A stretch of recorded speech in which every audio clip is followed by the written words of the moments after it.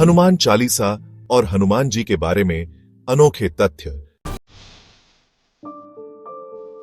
भगवान हनुमान भगवान राम के प्रति अपनी अटूट भक्ति के लिए जाने जाते हैं। वे साहस और निष्ठा के प्रतीक हैं।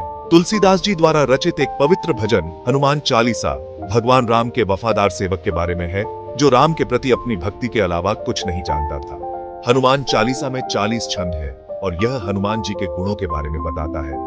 ऐसा माना जाता है कि यह लोगों को राहत और शक्ति प्रदान करता है ताकि वे जीवन में किसी भी चुनौती का सामना कर सकें। छंद हनुमान जी के जीवन, शक्ति, भक्ति और बहुत कुछ के वर्णन से भरे हुए हैं। सबसे अनोखी बातों में से एक हनुमान चालीसा के बारे में नहीं, बल्कि इसे लिखने वाले और रचने वाले व्यक्ति के बारे में है। किंवदंती है कि हनुमान चालीसा लिखने वाले कवि संत तुलसीदास जी कोई और नहीं बल्कि स्वयं ऋषि वाल्मीकि थे। हिंदू महाकाव्य रामायण लिखने का श्रेय पाने वाले ऋषि वाल्मीकि ने भगवान राम के सबसे बड़े भक्त हनुमान की कहानी लिखने के लिए पुनर्जन्म लिया था। हनुमान चालीसा के बारे में सबसे दिलचस्प तथ्यों में से एक यह है कि ऐसा माना जाता है कि चालीसा ने वैज्ञानिकों और आधुनिक विज्ञान से भी पहले पृथ्वी और सूर्य के बीच की दूरी निर्धारित और बताई थी। कहा जाता है कि युग सहस्र योजन पर भानु लील्यो ताही मधुरा फला जानू श्लोक पृथ्वी और सूर्य के बीच की अनुमानित दूरी को बताता है, जो लगभग 150 मिलियन किलोमीटर है। जबकि लोग इसका खंडन करना पसंद करते हैं और इसके लिए वैकल्पिक उत्तर ढूंढते हैं कि यह कैसे संभव हुआ, लेकिन विश्वासियों का दृढ़ विश्वास है कि यह तुलसीदास जी के लिए शुद्ध बुद्धि से कम नहीं था। तुलसीदास जी द्वारा रचित हनुमान चालीसा अवधी में लिखी और गाई जाती है, जो अयोध्या क्षेत्र में बोली जाने वाली हिंदी की एक लोकप्रिय बोली है।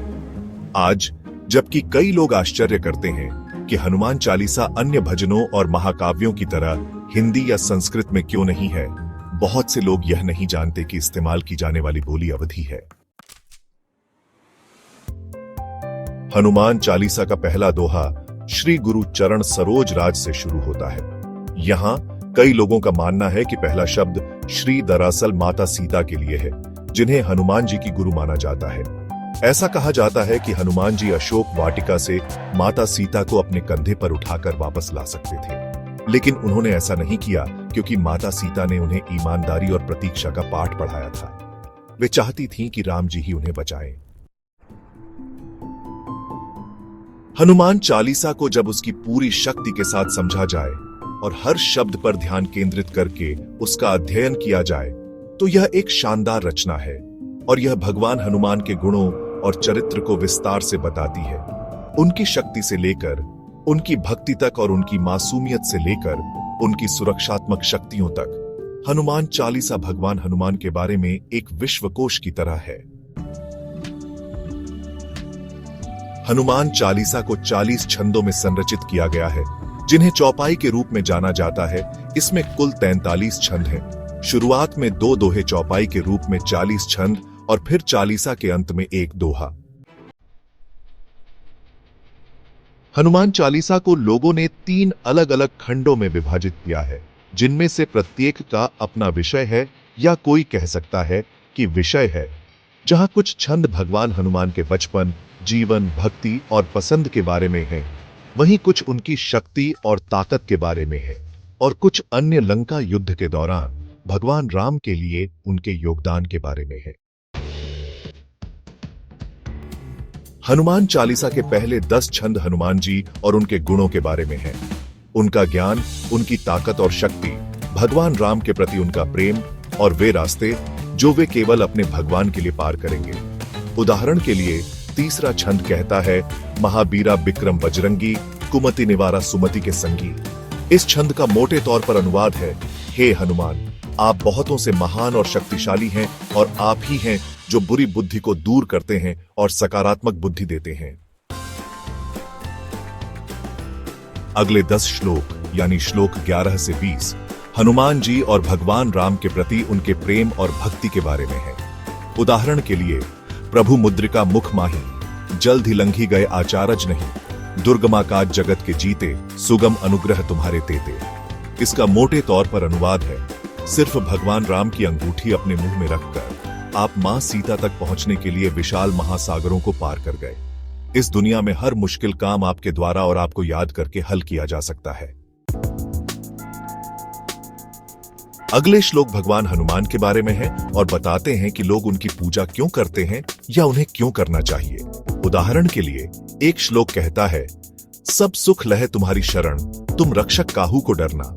इस श्लोक का सीधा सा अर्थ है, जो लोग आपकी या आपके नाम की शरण लेते हैं वे आपके द्वारा सुरक्षित हैं, और यदि आप उनकी रक्षा कर रहे हैं तो उन्हें किसी से क्यों डरना चाहिए।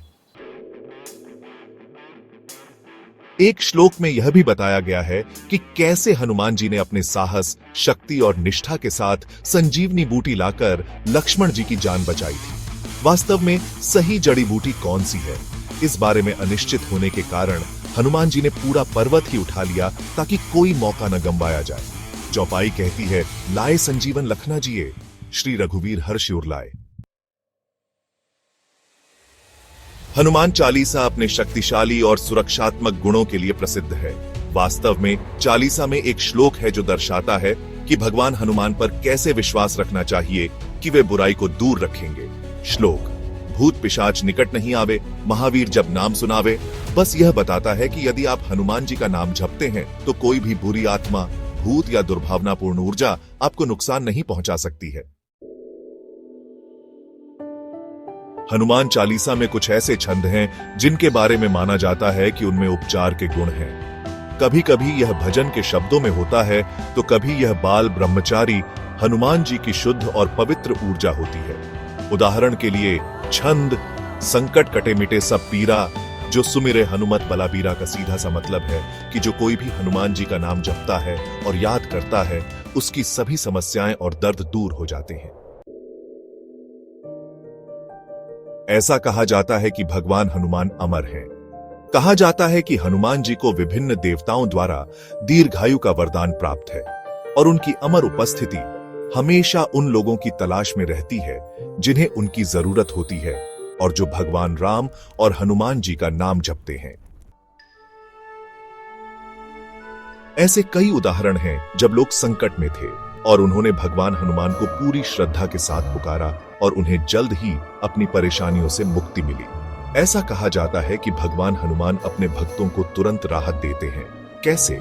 ऐसा माना जाता है कि भगवान हनुमान अमर होने के कारण पृथ्वी के सबसे करीब हैं और इसीलिए वे अपने भक्तों की मदद के लिए जल्दी आते हैं। एक प्रसिद्ध किंवदंती के अनुसार एक समय ऐसा भी आया जब भगवान राम को यमराज द्वारा वापस ले जाया जाना था, लेकिन हनुमान जी ने उन्हें भगवान राम के पास कहीं भी नहीं आने दिया क्योंकि वे अपने स्वामी से अलग नहीं होना चाहते थे। ऐसा माना जाता है कि पृथ्वी से प्रस्थान करने के लिए स्वयं भगवान राम को हनुमान जी का ध्यान भटकाना पड़ा था। हनुमान जी के बारे में एक और रोचक तथ्य यह है कि ऐसा माना जाता है कि वे हर जगह मौजूद हैं। जब भी और जहां भी रामायण कथा होती है या बस भगवान राम का नाम लिया जाता है, किसी न किसी रूप में भगवान हनुमान वहां मौजूद होते हैं। ऐसा कहा जाता है कि वे एक छोटे से गांव में रामायण कथा में भी शामिल होते थे, जहां उनकी मुलाकात वाल्मीकि जी से हुई थी। हनुमान चालीसा का आखिरी दोहा है, तुलसीदास सदा हरिचेरा, कीजे नाथ हृदय में डेरा। इस दोहे के बारे में रामभद्राचार्य जी ने एक बार कहा था कि लोगों को इसे बोलते समय तुलसीदास जी के नाम की जगह अपना नाम रखना चाहिए। क्यों? दोहे का मतलब है तुलसीदास हमेशा आपके सेवक रहेंगे और आपसे कहते हैं कि आप उनके हृदय को अपना घर बना लें। इसलिए लोगों को अपना नाम बदलकर हनुमान जी और उनकी कृपा को आमंत्रित करना चाहिए। कुल मिलाकर हनुमान चालीसा हनुमान जी के भक्तों के लिए आशीर्वाद, प्रेम, करुणा, शक्ति और सुरक्षा का पिटारा है। एक बार जब लोग हनुमान चालीसा पढ़ना शुरू कर देते हैं तो वे कभी पीछे नहीं हटते, क्योंकि हनुमान जी अपने भक्तों को कभी निराश नहीं करते और हमेशा उनकी सुरक्षा में रहते हैं, उन्हें शक्ति और साहस देते हैं।